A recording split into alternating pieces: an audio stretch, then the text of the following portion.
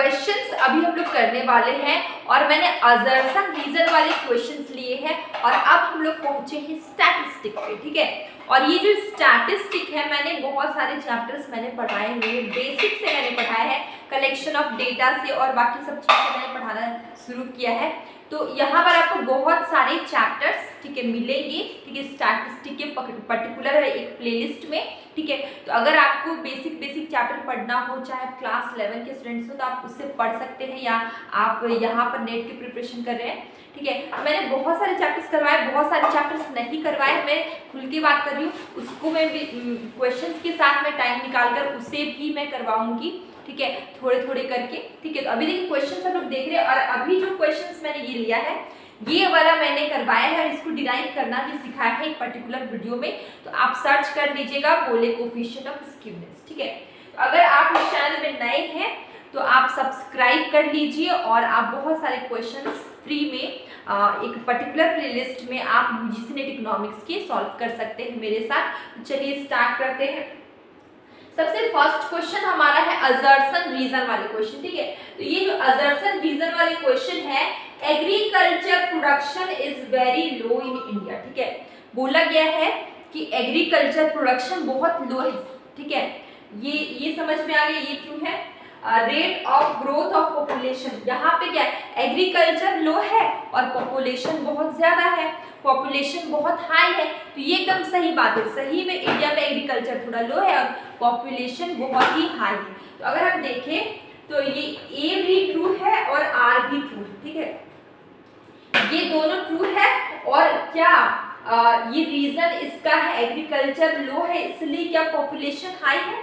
देखिए एग्रीकल्चर क्या ये इसका पर्टिकुलर रीजन है, बताइए रीजन है कि नहीं। अब क्वेश्चन जब असर्शन रीजन वाले आएंगे तो आपको क्वेश्चन को पढ़ के समझना होगा, ये कोई चैप्टर बेस्ड नहीं है, इसमें आपको अपना कॉमन सेंस लगाना, ठीक है।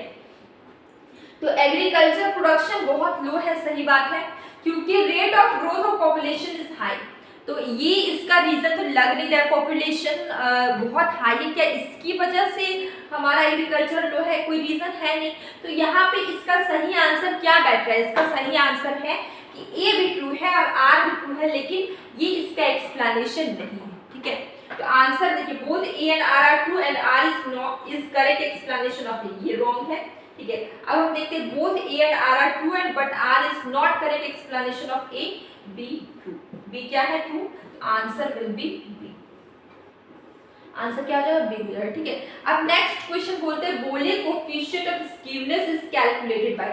तो ये जो बोले कोफिशिएंट ऑफ स्क्यूनेस है, ये मैंने पढ़ाया हुआ है, आप सर्च कर लीजिएगा तो उससे आपको मिल जाएगा, ठीक है। और देखिए यहाँ पे क्वेश्चन क्या आएगा कि इसका आपको करेक्ट फॉर्मूला बताना है। क्या बताना है, फॉर्मूला।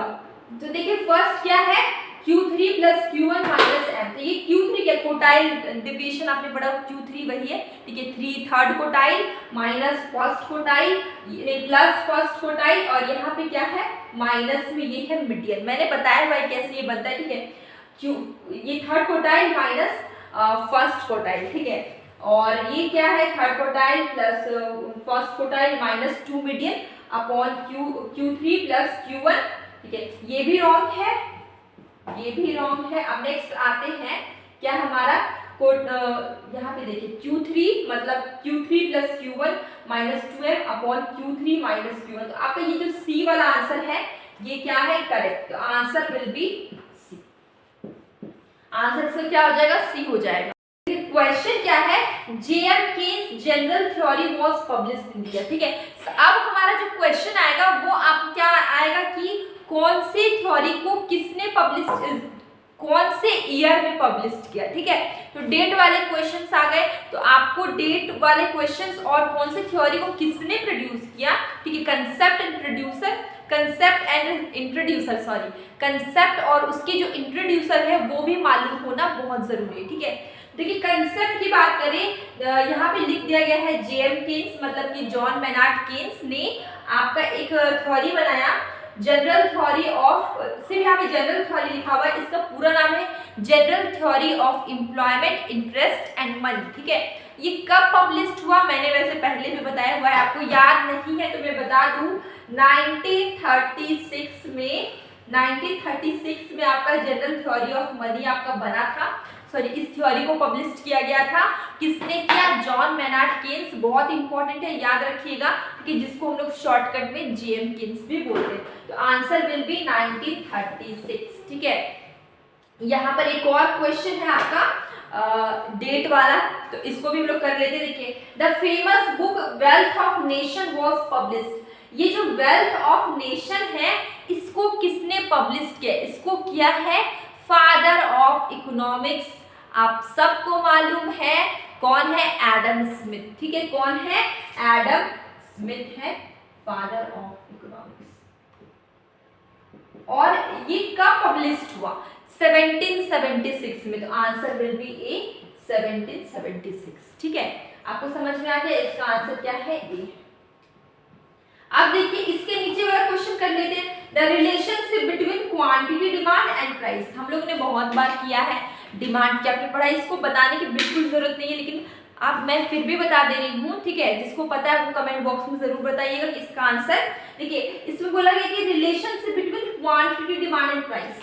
देखिए प्राइस जब बढ़ता है, ठीक है, ये देखिए प्राइस इंक्रीज होगा। मान लीजिए कोई भी चीज, ठीक है, कोई भी चीज जो आपको पसंद हो, वो प्राइस, वो मान लीजिए 10 रुपए का है, तो आप उसको खाना पसंद करते हैं, ठीक है, तो आप उसको खरीदेंगे। अब आप उसको दो पैकेट खरीद रहे हैं, ठीक है, 10 रुपए का। जब उसका प्राइस 15 रुपया हो जाएगा तो आप एक ही पैकेट खरीदेंगे। तो क्या होता है, जब प्राइस बढ़ता है तो इंसान का डिमांड कम हो जाता है, जब प्राइस घटता है तो डिमांड क्या हो जाता है ऑटोमेटिकली ही, जब प्राइस कम रहेगा तो लोग ज्यादा खरीदेंगे तो डिमांड क्या होता है, बढ़ जाता है। मतलब हम लोग क्या समझिए, प्राइस के बढ़ने से डिमांड होता है कम एंड प्राइस के घटने से डिमांड होता है ज्यादा। तो आप देखिए एरो, एक ऊपर एक नीचे, ऐसा कुछ आ रहा है। देखिए इसका प्राइस, इसका ऊपर है, प्राइस का ऊपर है तो डिमांड का नीचे है, प्राइस का नीचे तो डिमांड। तो देखिए आपको रिलेशन पता चल जा रहा है, एक प्राइस का ऊपर एरो है, डिमांड का नीचे एरो। इसका मतलब है कि एक का प्राइस बढ़ गया तो दूसरे का डिमांड, दोनों के बीच में कैसा रिलेशन है, नेगेटिव रिलेशन है, ठीक है, इनवर्स रिलेशन है। अगर आपको क्वेश्चन में नेगेटिव मिल जाए तो आप उसमें टिक लगा लीजिए, अगर इनवर्स मिल जाए तो उसमें टिक लगा लीजिए। Problem solve. देखिए इसका आंसर क्या हो गया, बी। इनवर्स लिखा हुआ है तो हम इनवर्स में टिक लगा देते हैं। उल्टा रिलेशन, अपोजिट रिलेशन बोलिए, नेगेटिव बात एक ही है, तो आंसर विल बी बी। अब हमारा ये क्वेश्चन है, price of a product at which quantity demand is equal to quantity supply. ठीक है, देखिए यहाँ पर आप एक चीज देख सकते हैं, दो चीजें होती है, नीचे की ओर डिमांड आता है, ऊपर की ओर सप्लाई आता है। Quantity demand and quantity supply एक पर्टिकुलर पॉइंट पे एक दूसरे को कट करता है।